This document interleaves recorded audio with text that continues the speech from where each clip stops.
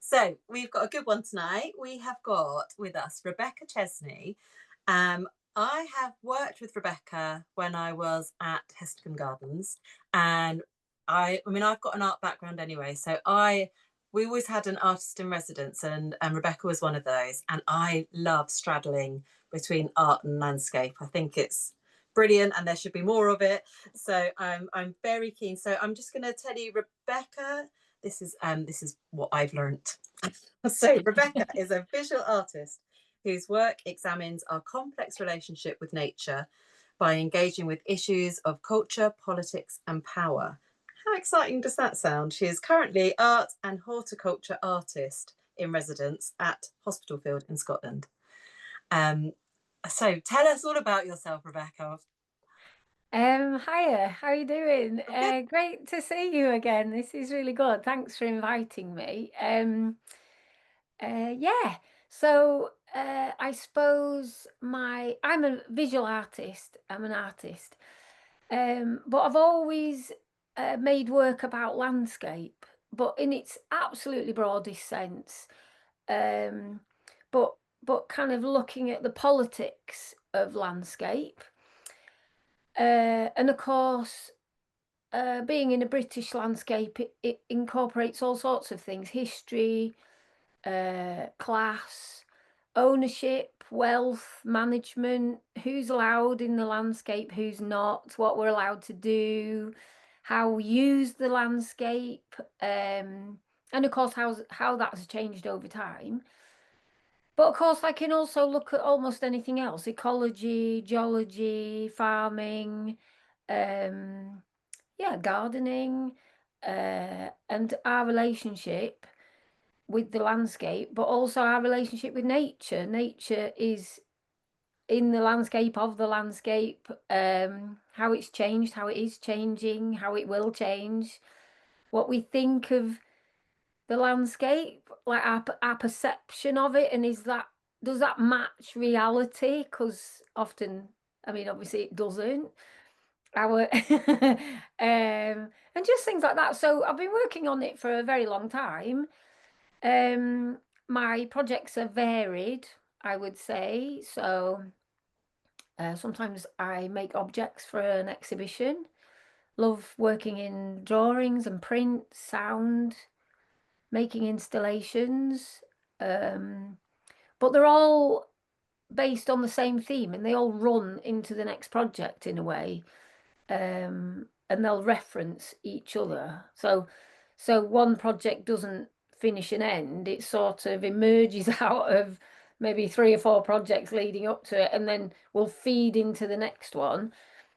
Um, but I would say where my interest in growing uh, and doing projects like that within a landscape, um, that's it's sort of a kind of work that I absolutely love to do is sort of making work in the landscape, land art, I suppose. So I'll plant up areas, um, usually with native wild species, but maybe not always, depends on the location and the people who it's for. So I suppose that's my connection with you. I think my love of your work, and actually all artists that work in this kind of field, is just what you just said then. Those are really important conversations for landscape architects, garden designers, gardeners to all be part of. But in a way, because you straddle so many different things, it's like you're really good at bringing that together. When I worked with Rebecca at Hestercombe, I found Rebecca's on the site specific work really useful, for me to understand, to see things in a different way and to understand something in a different way. So your like communication and communicative process is amazing to me. Do you want to talk about the Hestercombe project? How we met. Yeah.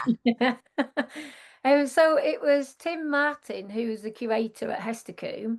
They have an art program there and exhibitions um, within the sort of building of the estate. And when I start a project, usually the person that's invited me knows my work, but they don't know what they're going to get. Yeah. So I'll go and I'll visit the site, and I'll so in the instance of Hestercombe, I was shown into the archive that had lots of different things about the history of the site. But of course, then I'll walk round and round and round and round and just sort of get a feel for the place. Um, and I would say that it was not in the more formal parts of the garden, but it was more into the planted areas with trees. It had been sort of fully cut down, hadn't it? Yeah. And at a point in time, you'll know this, it was totally planted up with trees again. Yeah, the whole landscape garden at Hestercombe after the Second World War, they had to pay off death duties, and so everything, all the timber was felled to sell basically, and then was the whole area was replanted with plantation trees. So everything then was kind of like the same height, the same age, the same like five plants, and that's when yeah. So when you came along, that's what you were had been looking at. Yeah, and I found that then walking up through one of these little combes, I suppose it is, isn't it? Mm. Looking sort of back down on the landscape, and it's a fairly it's not enormous, but um, I suddenly was struck with, oh well, most of these trees that are pretty massive are ash trees. And I was then thinking, wow, if they all succumb to ash dieback, this landscape is about to change quite radically again. Um, so in a way, with ash dieback, of course, there's been a time in my life when, I mean, I remember going traveling through the countryside with mum and dad pointing out trees sort of in the 70s, going, oh, that's an elm tree. That dead tree in the landscape is an elm tree. And because you don't get them now, you get the occasional witch elms, don't you? And Mm. you'd like thrilled that you might have found one. And they only get so high, don't they? But so in a way, I was thinking, oh, like if all ash trees disappear from the landscape, it is gonna look really, really different. But of course, it's a kind of a slow death, isn't it? It's a this year we'll lose a few. This year we'll have a few with a bit of dead bits on the edge, and then in a couple of years, then there'll be some of the smaller ones have completely died, and then in 5 years' time, will we have lost big ones? And in 25 years' time, will we have none in the landscape? So, of course, in a way, your landscape changes in such a slower way. It's not in a way like brought into your attention immediately. And I thought, well, what can I do that's almost like a very simple idea, but still has that impact? Um, so I decided within this little view to mark all the ash trees with a solid pink line from like the forestry marking paint. Um, but I did it so that as you're walking up, it's not especially obvious. It's when you turn around and come back down. So it's like from a particular view. Um, and suddenly within your eye line, you see all these very bright pink. I mean, it's violent pink uh, stripes in the landscape, of course, in this green landscape. So suddenly you're totally aware of how many ash trees are in that view and that could be lost. We don't Yeah. know, they might not, but they're all the same age. Should we presume that if they all one succumbs, then the likelihood is maybe they'll all succumb. Um, so in a way, I mean, it was it was kind of tricky to do in a Oh way. my God, you should. I mean, if there was a lot of, I was worried for her health and safety, put it that way.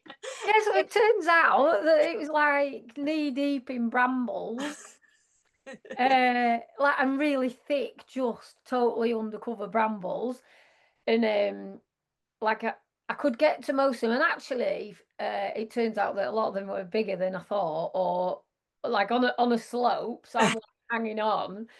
Um, It was funny. Do you know what was really good about that is that that piece of work, we had so many visitors ring up and say, "What on earth are you doing? Are you felling all of those trees? They all look perfectly healthy." And so just in that sort of striking line, it got a conversation going like, how on earth, as a historic property, do you cope with ash dieback? Because as a cost exercise, it's much cheaper to get them all down in one go and replant, you could argue, or you could argue actually we just take one at a time, and everyone has different policies and different views on it. So that it really worked. That's why I think working with an artist in a public space is so useful, because people naturally just start engaging with you. Yeah, while I was marking them, there was, because it kind of the lane sort of comes down. It doesn't really, I think it goes to just a couple of properties, but they did sort of hang out of the window. Oh, you're taking the trees down. I love it here. And it's like, no, it's a art project, don't worry. But we did then have that conversation about ash trees and the landscape. And of course, it is a really rather lovely space. But like you said, it's not a natural space. It was No. all plantation. It's Yeah. just that it's sort of a bit more random um, and it's totally brambles underneath. Lots of bluebells, so obviously looks really, really beautiful. And there's lots of cherry there, sort of with all the blossoms sort of drifting Mm. past. Um, I'll put but some images up actually while I think of it. yeah, cool. Carry on talking. I'm just going to But put. I did 47 trees in the spring. Um, and then oh, that's Hello. exciting. Oh, here we go. Oh, They should just roll. do you want to start from the beginning? Yeah, that one. Well, don't give me complicated things to do. Now it's totally gone. Right, there you go. So that's your beginning one. But do you want me to put up a picture of your Hestercombe one? Yeah. You just start at yeah, that one, yeah. Um yeah. I mean, they didn't if I'd been really complicated, I could have tried to uh, do a line that all lined up, but that was physically impossible. Um, so they did sort of dot around the landscape in a way. Um, yeah. And then, is Are they- it not sharing? Should we just chat and Is it then, not sharing you with you? No, we can just see your desktop. Oh, hold on. Yeah, That's weird. Why is that happening? yeah, Oh, don't worry. hold on. now it's up. Oh, yeah? Yeah. Yeah. Great. Sorry, there's me thinking, oh, yeah, they can all see that. Um, well, so once I'd sort of done that, I did it. So obviously this was outside, but I sort of also wanted to capture it in a way, for indoors as well. And there was an exhibition, and how I decided to do this was, it's quite a simple. Obviously, it's a really simple, in a way, thing to do. I did a rubbing of each of the trees that I'd chosen. So I came back, and of course, by then the brambles had totally grown up even more.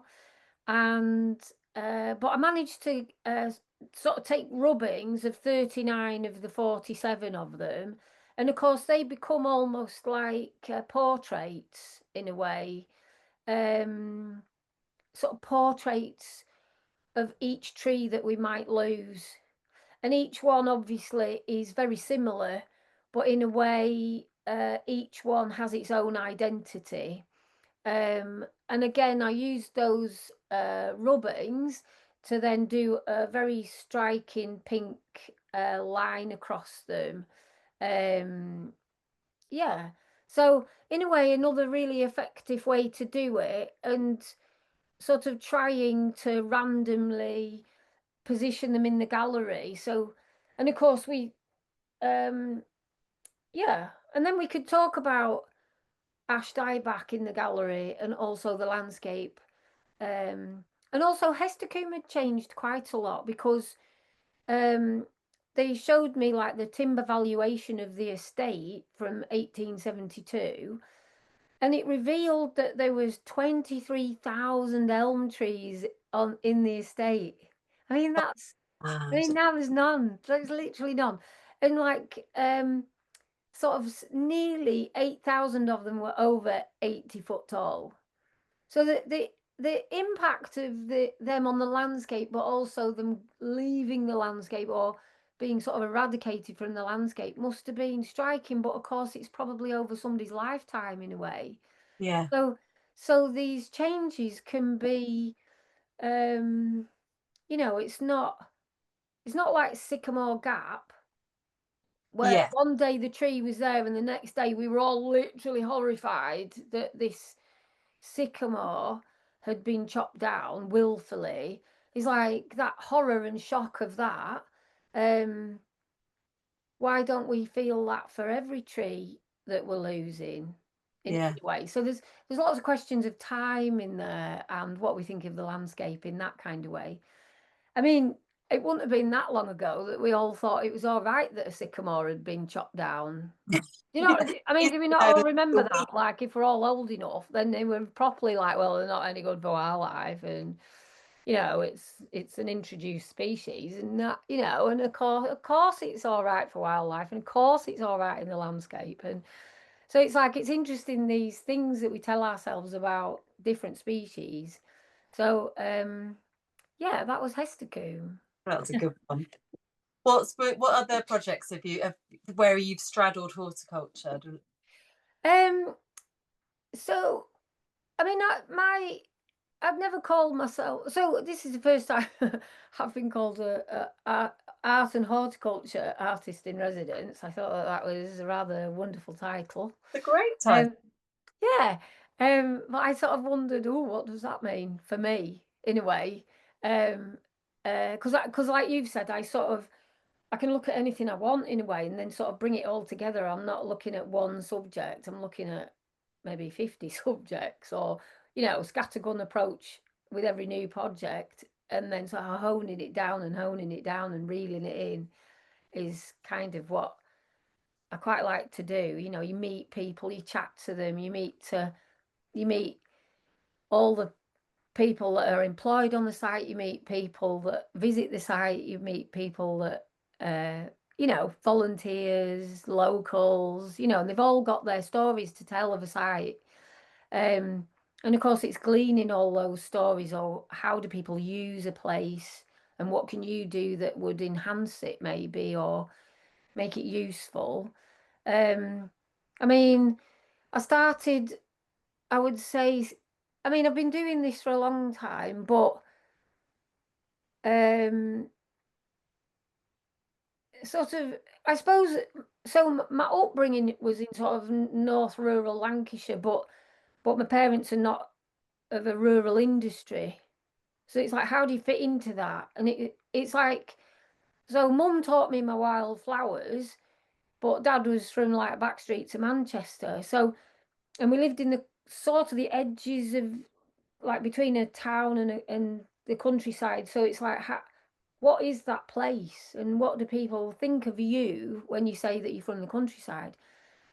And I didn't feel like I fitted into those perceptions of you in a way, and that made me start thinking about, so how do people think about rural spaces? What does that mean to people, and what's expected of it? But of course, it's an industry in itself, isn't it? Like all arable and farming practices are an industry, and why? And of course they are, and why not? But it's like, so I think that's where I started. And I was really interested in, because I was brought up near Morecambe Bay and near sort of Leighton Moss Nature Reserve. I suppose observing nature and wildlife, that's how that kind of started. But I've always loved making lists. Like, what have I seen? All the plants, all the insects. What about the birds? What are the birds feeding on? What are the insects feeding on? All those sort of you know, what's that flower? Oh, and what's that feeding on it? And things like that. So I'm a sort of a professional artist, but maybe an amateur naturalist, I suppose. So lots of information, like there's never a time to stop learning. Yeah. But one of my projects that I learned masses and actually proposed to be learning as I was taking the audience with me was years ago. I did a project at Yorkshire Sculpture Park, and that's based. It's on like a 500-acre estate, the Breton estate, and it's quite mixed. There's a big lake in the middle, and there's a house, and there's a sort of remnants of formal gardens, but there's sort of grazed areas and woodland, and it's quite mixed. And I proposed that I should survey the whole site for bees, bumblebees and solitary bees. But I didn't really know much. I knew bees existed, but suddenly you have to become an expert when you've said, "Oh, I'll survey the site." So I did that, and also set up 2 honeybee hives, which I think taught me that I don't want to ever be a beekeeper, I would say, and that one. But that taught me a lot. I was like taking the audience with me almost. Everything I was finding out, then I was passing it on to everybody else. And you sort of learn this all together. And for that project, I proposed, based on my observations, that maybe we could do like sort of a land art intervention of sort of flowering species. So I wanted to do 2 squares, each an acre, one of blue flowering species and one of yellow flowering species. So it's totally not natural, but in a way it is of nature. In a way, it's like all native wildflowers, but totally as a deliberate act on the landscape. You wouldn't get You this see this come up in on the screen, nature. Kim? Sorry? This is the picture that's on the screen. Yeah, Checking you had the same rolling images. Okay. yeah. And so this was the rolling images are sort of going backwards, but that's kind of fine. Just yeah. So this was my proposal, but we couldn't do it on Yorkshire Sculpture Park. But what I did was then somebody came to a talk that I was doing, and they said, "Oh, I know somewhere where you could do it. Let's have it in Liverpool." I was like, "Wow, that's really different from like a sort of country park where you Yeah. think you can do anything you like, and quite clearly you can't, for lots of reasons." And then actually we managed to do it in an inner city park. Yeah, so that for me was like the biggest growing project I'd done at that point, but I could only do it because of all the people involved. So Richard Scott from Land Life, as it was then, and the National Wildflower Centre, which is based in Liverpool, was based in Liverpool. They got on board, and really, it's his expertise. It was like I was like, "Well, I'm pretty sure this could work," but he was like, "Well, yeah, I think it could, but maybe we do it like this, and maybe, you know." And so, in a way, it was like I could definitely couldn't have done it on my own. And we got the funds from the Arts Council because it is an artwork. I think raising funds for it in another way would have been impossible because it's not really habitat creation, even though you're creating this vast habitat. Yeah, and it's not. Yeah, all the It's a things that blurred line, isn't it? yeah, it's really blurred lines. So we got art money for it basically, but then used all the expertise of the ecologists. Brilliant. And of course, Liverpool City Council gave us permission to use the land, and the Friends of Everton Park were key to it. Because often you need that band of people that really want it and will help and then become advocates for it and look after it in a way, keep their eye on it. So that, and of course it's still there, but not as it was. So blue and yellow, it kind of stayed for about 3 years. So in the first year, it was annuals as the perennials were coming up. And then in the second year, the perennials came up, and it was so beautiful and it was vast. It's like you never quite. And of course, images don't really convey everything. Like Mm. you're in this sort of, there's high rises nearby, and of course it's on a slope down to the Mersey, so it's quite an open, big, windy site. And of course, you get the changing weather going through it all the time, the clouds going over the breeze. It's buzzing with bees. Because I was like, what if we plant this and take all this time doing this? And where would the bees come from? Where would they, like, literally, where would they come from?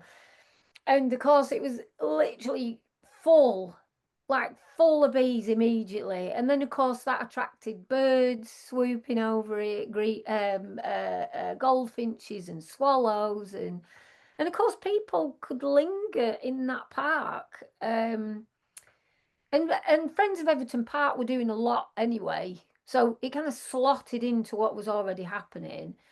So in a way, I learned an awful lot from doing that, like my anxieties of growing something and will it work. That's a big step, isn't it?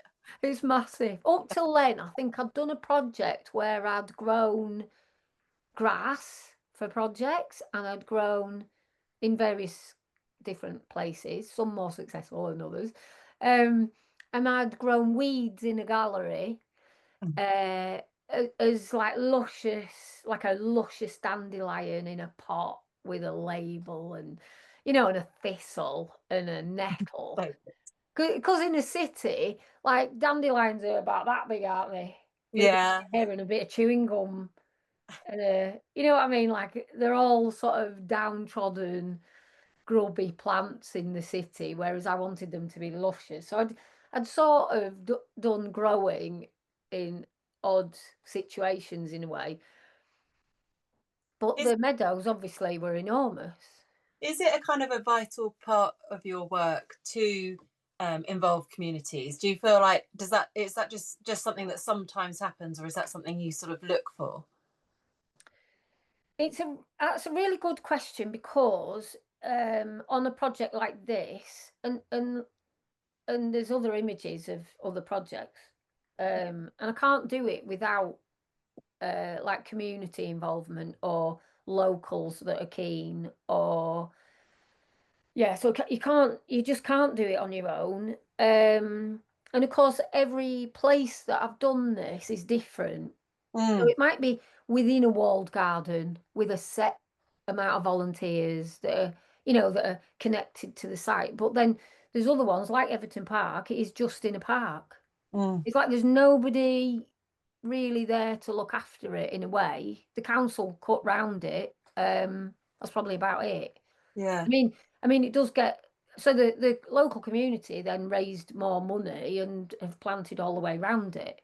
So it's bigger now. It's That's mixed, and you great. wouldn't know that it's blue and yellow, but But you and then I've started done, something. sorry. It's like you've started something. You've given them the resources to kind of run with something, which is really good.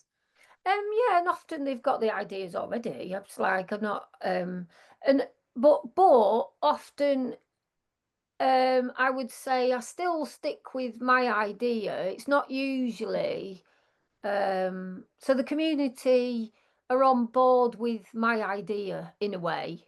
So I Yeah. don't do their idea, Yeah. uh, which Yeah. I'm not adverse to. It's just not come up. Yeah. Yeah. What are you doing at Hospitalfield at the moment?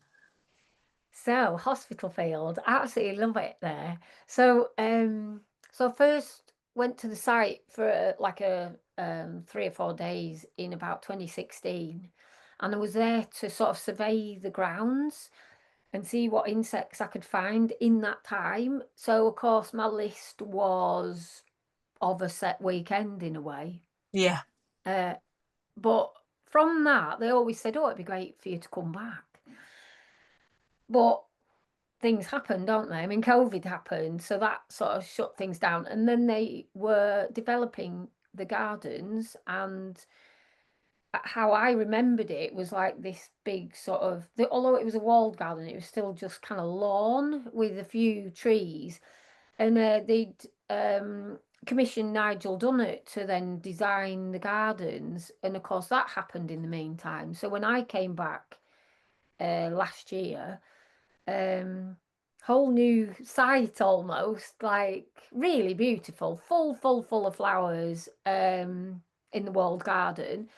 So I did a survey of the site and noted all the bees and bugs and flies, wasps, butterflies, beetles, spiders, sort of again learning as I went along. There was lots that I've learned to look better and closer, and then uh, try and remember all the species. You know, like I write everything down, but what I mean is I don't, you know, some of the beetles, for example, I don't remember them like all the time.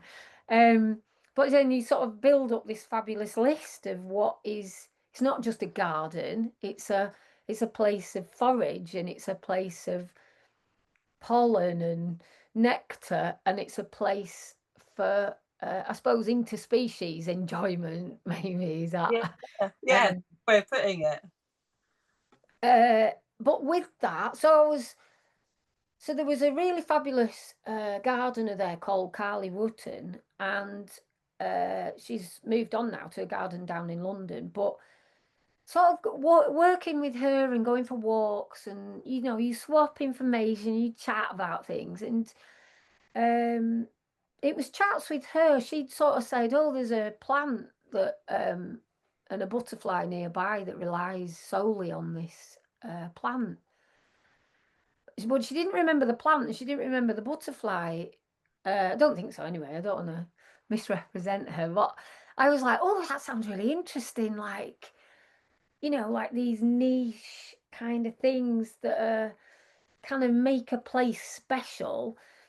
So there's a species, a butterfly species, a small blue butterfly, and it's quite scarce. And there's little colonies along the coast right near to Hospitalfield, and there's some right up on the north coast of Scotland, and then there's some in the south. But really, it's really amazing that they've got it. And so I did a bit of research into the small blue butterfly, but also its sole food plant is kidney vetch. Ah, And it only feeds on that. So if kidney vetch disappears, the small blue butterfly will disappear.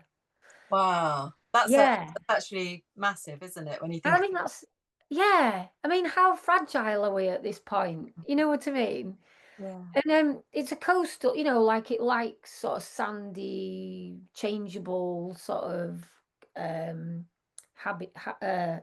sort of situations, I suppose, kidney vetch. And it's all along the coast. But of course, coastal erosion is on the rise. Um, we're using more land for other things. You know, we can develop on these sites now.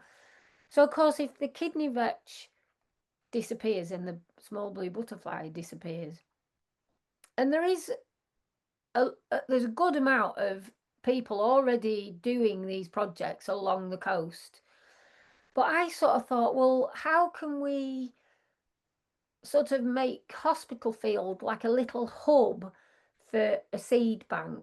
So obviously you can get your you can buy the plants, you can buy the seeds, but I thought in a way it wasn't really about that. It was about encouraging other growers in the area to become champions of the plant and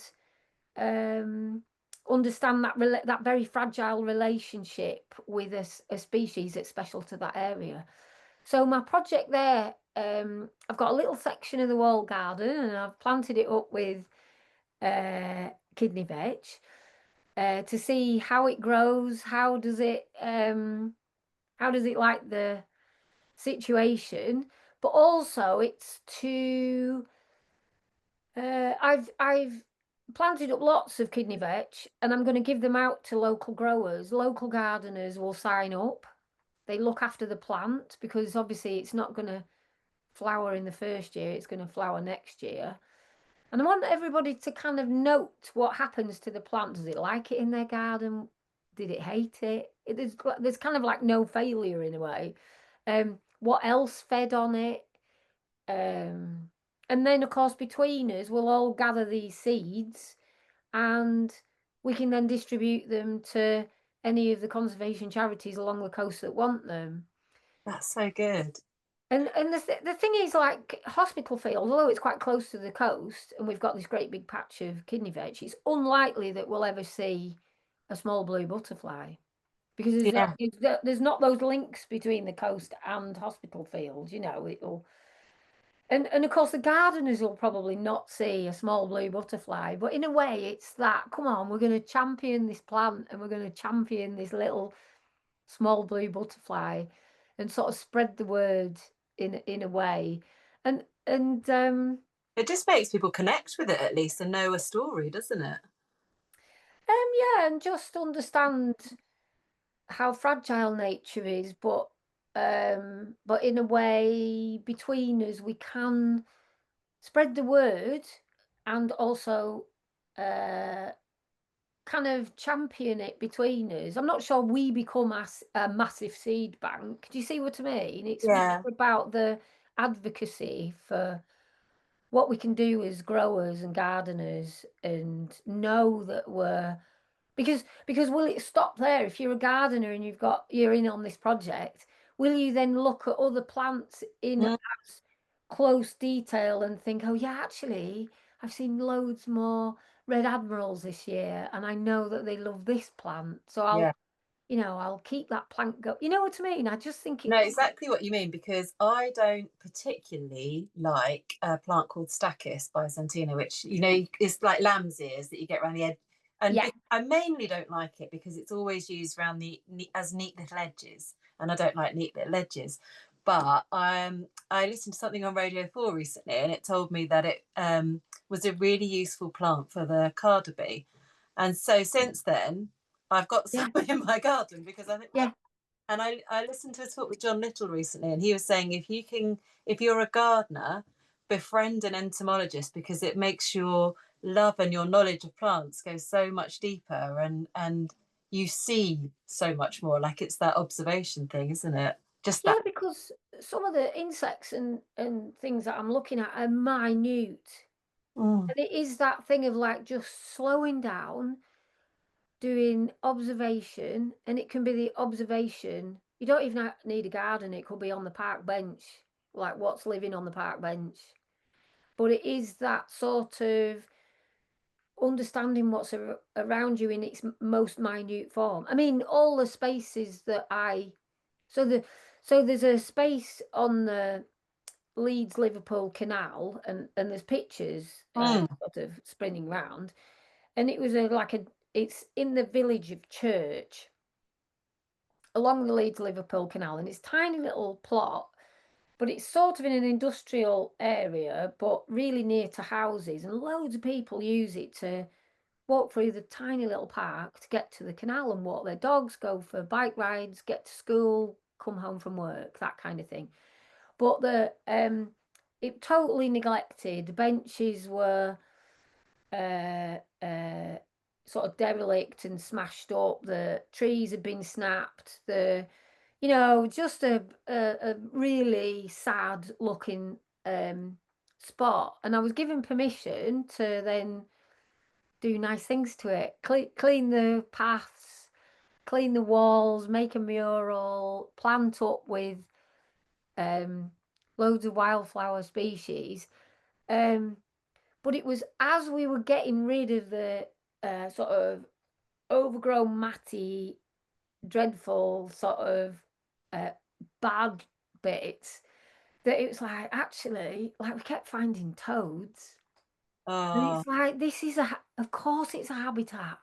Yeah. It's like everywhere's a habitat. And it's understanding, just because you want to tidy it up and make it nice. And of course, derelict plots make you not feel, there's lots of feelings about derelict plots. You feel unsafe, you feel unloved, you feel, you know what I mean? So Yeah. I'm not advocating derelict plots, but in a way we have to be aware that literally everything is a habitat, and that sort of taught me that. It's like, all right, I might be making it maybe better for more wildlife, but actually what happened to the wildlife that was already living in all the rubbish, you know, I mean, it was full of rubbish. So it's it's observing these things that teach you something new every time, I think. And of course it's become a nicer place to be, and it's buzzing with bees, and every time I went and somebody had chucked more rubbish in it, I just kept thinking, well, the bees don't know it's rubbish. That's true.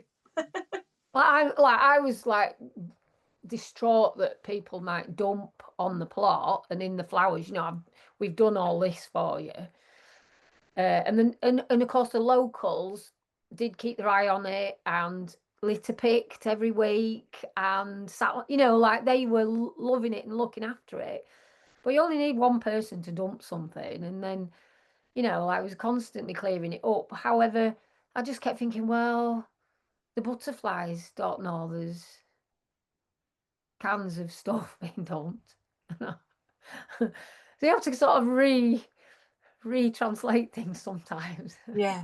And that's the hardest bit, isn't it, for all sorts of gardeners, garden designers, landscape architects, artists. It's people's expectations and like how to either change that, explore that, or just open it up somehow.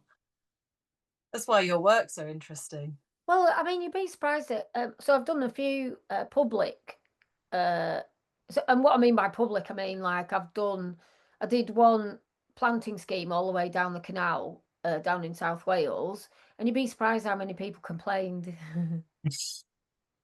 What were you planting? I was planting meadow sweet, purple loosestrife, and yellow flag iris, which were all noted along that stretch, but I was putting them in big ribbons of colour. So Oh, so it's they're all there already, but I yeah. was making you notice it more by putting it in long strips. But And you'd be that's surprised how many people just didn't want it. Fishermen didn't want it for a start off. People didn't want it blocking their view. so interesting, isn't it? Yeah, because yeah, anyway. So you have a mixed, I mean, it's only that project I would say that, because most people, you know, are gonna like flowers, aren't they? That's what I hope. Trees are a different thing because they might block your view. Yeah, that's true. That's true. Where do you what's next for you project wise? Well, the Hospitalfield one continues because obviously I'll be giving out the plants next spring and looking for growers, mainly in the local area. And we also did a big strip of land down the side of the Hospitalfield and made it into a pollinator corridor. Oh wow. And of course, we only started it this spring. So of course, that is a work in progress, as you know, with these big things. And of course, people want it to work immediately. And of course Yeah. it doesn't. But we did that as a sort of a joint thing. I worked with a gardener called Joseph Burns, and then another artist and sort of in community engagement uh, um, artist called Christina Aburo. And they've sort of now off the project. So this last time I went up, I was working with the groundsman called Ross Foreman, and I mean, he does practically all of it. So uh, in a way, so I'll be going there. And I've just started a big project up at Usher, which is just outside Durham, Right. and that's sort of that's about as massive as I can make them make it. There's a so it's an old Catholic college, but it's not that now. It's like a historic house and with an amazing library. And there's a sort of a quadrangle with a a very bare green patch, and they've let me sort of design a display, I suppose. I'm not sure if that's, yeah, I mean, it's a real challenge for me because I'm learning a lot and understanding what we could and couldn't do. Because as you know, every site is different. Yeah, yeah. So different. And the rules change everywhere you go, don't they? And they change while you're doing it. Yeah, yeah. And what people find acceptable. I remember you and I having big conversations about what was an acceptable weed. And I've been growing one of my favourite plants is Crepis rubra, which is, to my mind, looks like a pink dandelion. And we were sort of saying, is this more acceptable because it's pink than a yellow dandelion? Is it, would that be allowed because it's a different colour? Or, what is it? What is it about the dandelion they don't like? Or I once did a proposal for something. Somebody asked me at a big museum to do a display out of the front of the museum, and they'd seen my Liverpool meadows. So I think that's what they wanted. yeah, But I always say, well, if that's what you want, you do it yourself. Like, you know what you want. So I proposed, based on lots of research and connections to lots of departments within the museum, I proposed that we did a display of dandelions. how did that go down? Well, it got rejected, obviously. But then they said, well, could we do buttercups if you want yellow? And it's like, oh, you're not getting it then, are you? No, they didn't really get the whole programme. No, because also I thought you could link it to storytelling and time. You could link it to the botanical. So Uh, much you could link it to. you can link it to everything. You can link it to food, folklore. Yeah. Anyway, It didn't happen. it didn't happen, but to be fair, in a way, sometimes I think you should propose things that are a real poke in the side, and you know damn well it's going to get rejected. Yeah, But I want that conversation of like, well, why can't we do dandelions? yeah, You tell me why. You tell me what the rules are in the hierarchy of species, because of course in nature there isn't a hierarchy. There's those lines of dependence, yeah.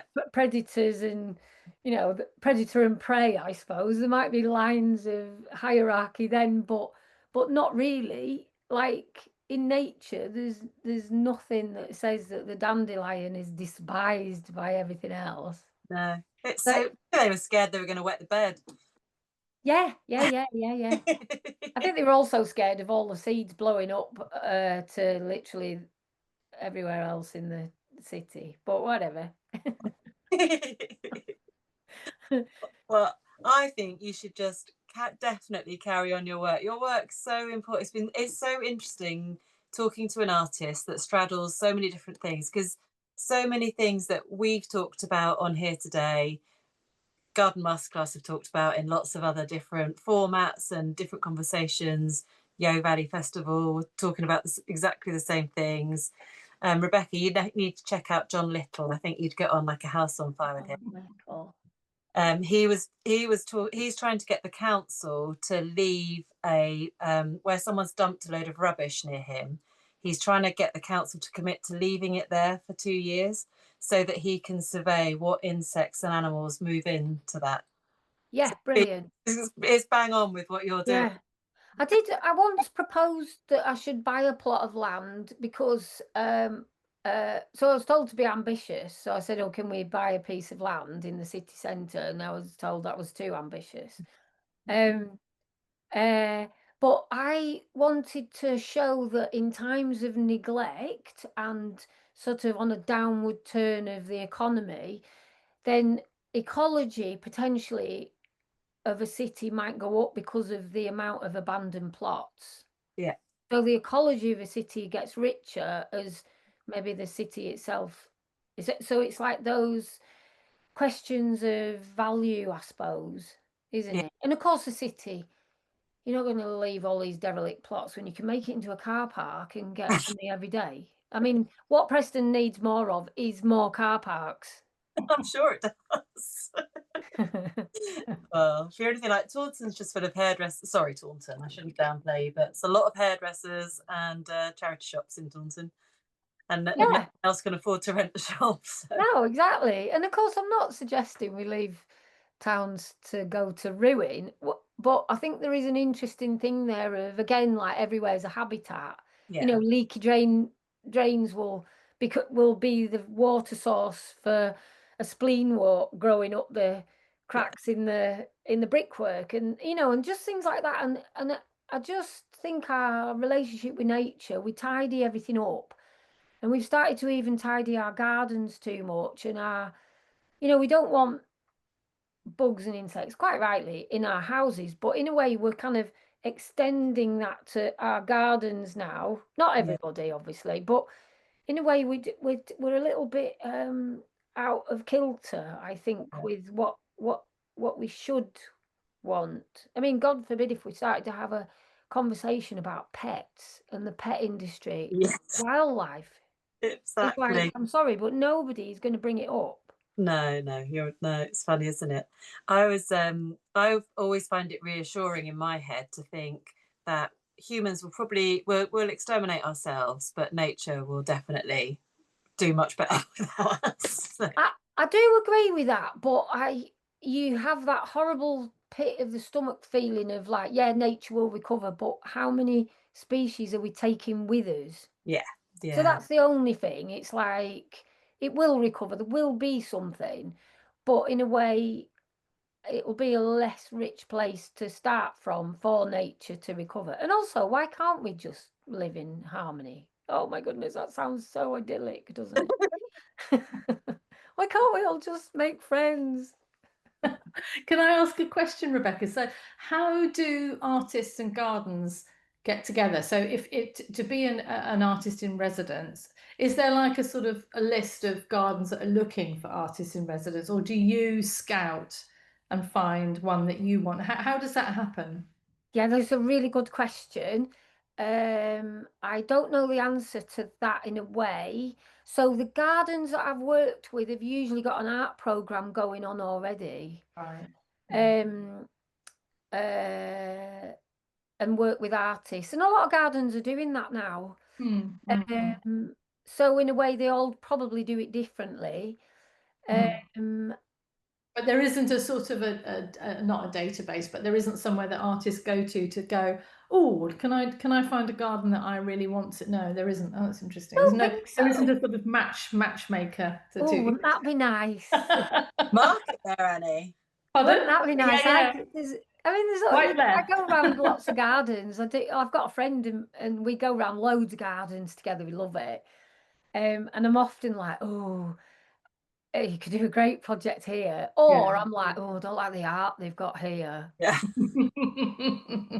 But mine's a particular thing, isn't it? So it's like, yeah, all artists work in different ways, I would suggest. Right. Yeah. So in a way, that yeah, there's going to be loads of gardens that couldn't think of anything worse than working with me, I suspect. You might be surprised. It was really nice to see Richard Scott in some of your photos. Oh yeah. He's such a lovely man. He is such a lovely man. Yeah. We still get in touch with each other, and Yeah. like I visit the meadows every year. I haven't been this year, which is a bit lax, and I didn't go in the COVID year. But otherwise, I do try and get to the meadows every single year, see what's happening. See, and yeah, I'm in the Scouse Flower House Yeah. membership, which is Yeah. good. Lovely. And he's Lovely. invited me to talk at a couple of things, so that's really Yeah. good. And I think he really is the person that gave me that confidence to propose these things, and like, why Well, can't we? Why yeah. can't we? And what are the problems that we might? I had loads of like, oh my God, what if somebody burns it all down or picks all the flowers? And he'd be like, nah, they'll not do that. He's such a wonderful man. He really is. Oh, yeah. He's very calm, isn't he? He's very calm. Yeah. He's the right sort of person to work with. Yeah. Yeah, he is. Yeah, and just his depth of experience and knowledge. You just know that when I ask him something, and also I think it's that knowledge exchange in a way. So he's not gonna. He knows that you're going to come in with a question that is looking at it from a different angle, not just one of not knowing in a way. So really refreshing though. If you stay in your own field, if you have a chat with just gardeners, sometimes you never get to that because everyone's, you know, just focused on the plant or whatever it is. So that, to me, that's why it's so interesting, involving other people, all sorts of walks of life into it. So just yeah, so I've worked a lot with. There's an arboriculturalist that I know and have great chats with, and then a botanist, and then entomologists, and geologists as well. And of course, although they're sort of separate, obviously they're all linked. Yeah. In a way, so you have these overlapping conversations and gleaning all this information, and almost particularly maybe about a certain site. Yeah. So, and how a geologist reads the landscape is very different to a farmer, maybe. Yeah, You know yeah. what I mean? Like how we all translate what's in front of us is from everything that we've brought along with us in the first place. You're like a honeybee. You go out and you gather it all and you bring it back to your hive and you make the honey, and then everyone else has the honey. Everyone gets to take it away and be part of it. I'll be a bumblebee. Okay, yeah, I know you wouldn't really want to be one. I knew you wouldn't want to be. I don't want to be a honeybee. Or a solitary bee. I'll be a solitary bee. That's what I'm going to be. Much for tonight. Thanks for your time. Yeah, so it's been great. It's been great. Really lovely hearing about your work. It's been fantastic. It's felt more like a monologue than in conversation. No, it's Sorry, lovely to Claire. hear you. It's just lovely to hear you talk about it. It's fantastic. Yeah, great. Really Thank good. you very much. Yeah, thank you both. Thank you. Come up to Preston. Yeah. All right, we will. Right, Claire, come on. Let's get on the bus. All right. Cheers, guys. Thank you so much. Bye, bye. Bye. Bye. I think I have to do the end thing. Ah, thanks. I'm going to sign off and then give you a call. Nice. All right. Bye. Bye.